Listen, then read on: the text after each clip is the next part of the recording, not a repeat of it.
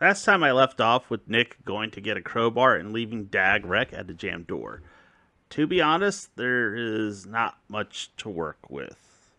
But I'll cover some of the basics and what the typical gameplay loop looks like in each chapter.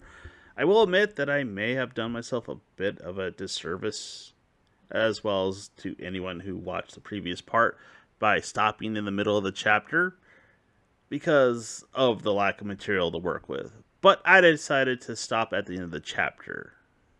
So this one's going to be shorter than the last part. Nick makes his way to another hangar, or more of a dry dock for the shuttles.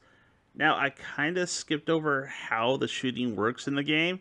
To target something, you need to hold the R trigger and then fire with the A button.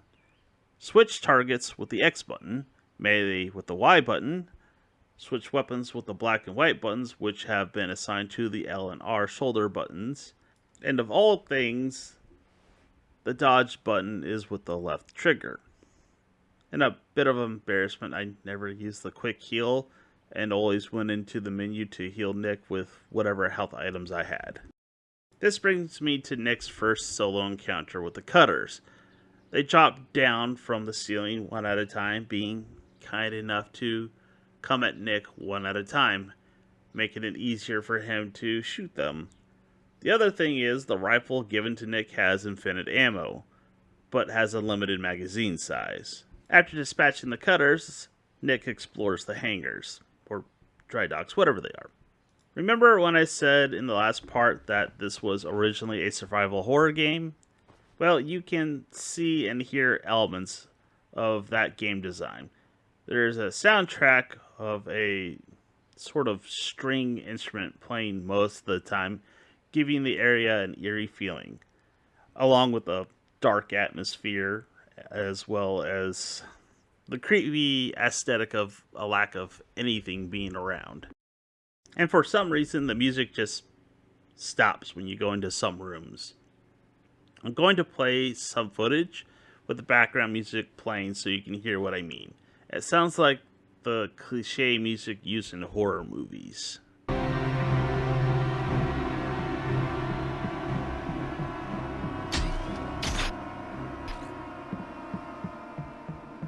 The other thing is, Nick can search bodies and objects to find the health recovery items as well as chips, which I'll get to later. The Bawls energy drinks only come out of the vending machines. Otherwise, I got away with using nothing but med kits throughout the game. After killing more cutters and exploring the rest of the area, Nick makes his way to a huge door that, for some reason or another, makes a loud clanking noise. I guess it is a massive door.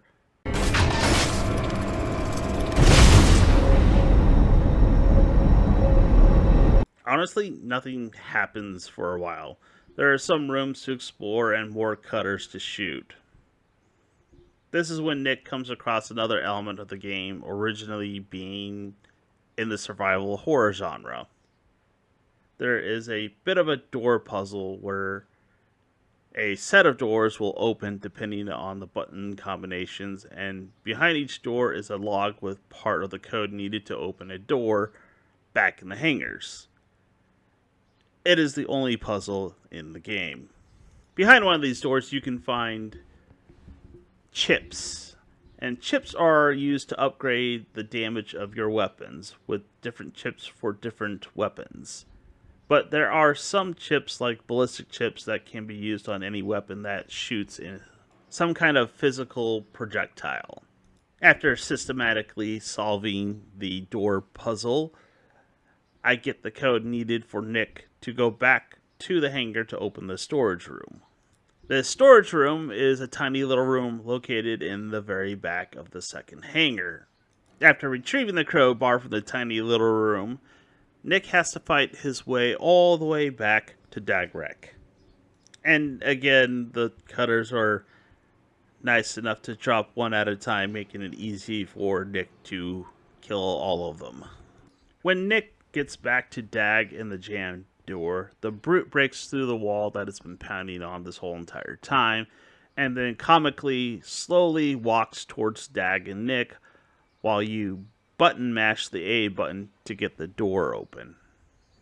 The pair enter a room, and after raising a force field, they look at some security footage where a large number of cutters and brutes emerge out of the automated supply ship. How so many were able to fit in the ship and take over the station so fast is beyond me, but this will also raise a bit of a question with the game's plot much later. In addition, this raises some questions about Nick that will never be answered, like how he's getting this premonition about the aliens.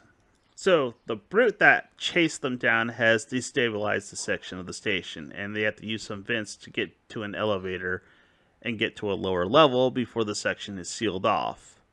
When Nick and Dag get to the lower level, they see a wall of pulsating flesh, with Nick being smart enough to say not to touch it. Then, because of reasons, Nick splits up with Dag, with the pretense that someone needs to find a guard post. This has Nick heading to the med lab. Along the way, I stumble upon a blowtorch and a canister of fuel in what looks like a maintenance room for the discount Johnny Fives, which will come into play shortly. After going through another large door, Nick encounters another brute, which is ignoring him for the time being. This is where Nick goes into a room with a device that generates a large gravity field, with the game blatantly telling you to use it to kill the brute. In the control room, there is a discount Johnny 5, and the blowtorch I stumbled upon can be attached to the Johnny. Nick then takes control of the discount Johnny 5 and goes to intentionally provoke the brute by searing its flesh with a blowtorch. The plan makes no sense due to the potential to destroy more of the station, but crazy enough to work.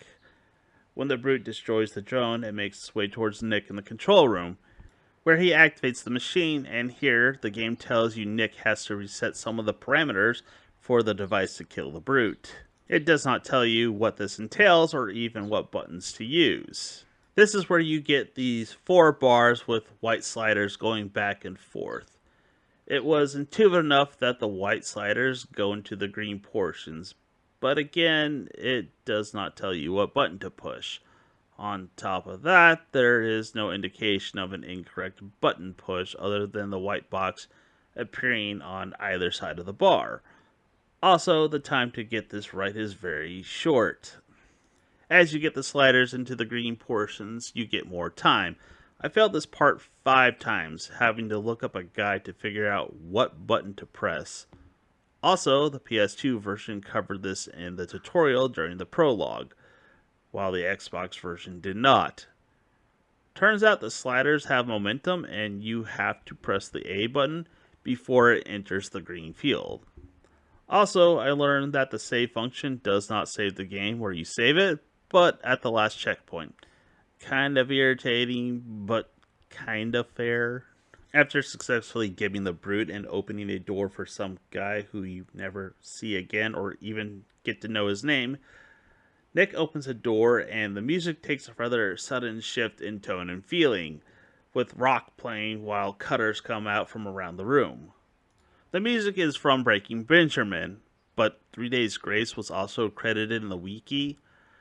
Don't ask me to tell them apart.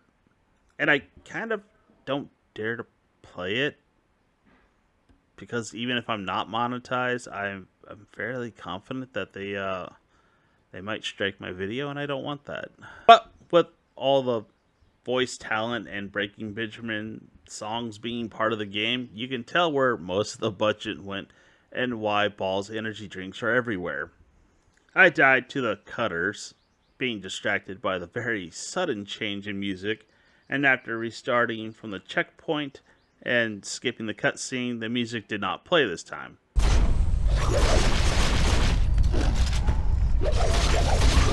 Not sure why, but my guess it has something to do with skipping the cutscene.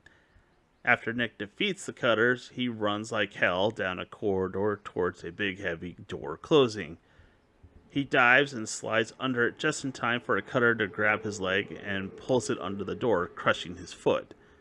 It just makes a crunching sound, and that's it. It's kind of lame, but somewhat excusable due to the technology at the time. Nick passes out, and a different alien comes across him, and the game goes to a black screen.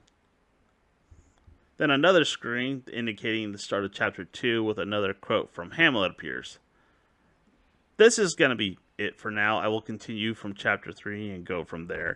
If you made it this far, thanks for watching.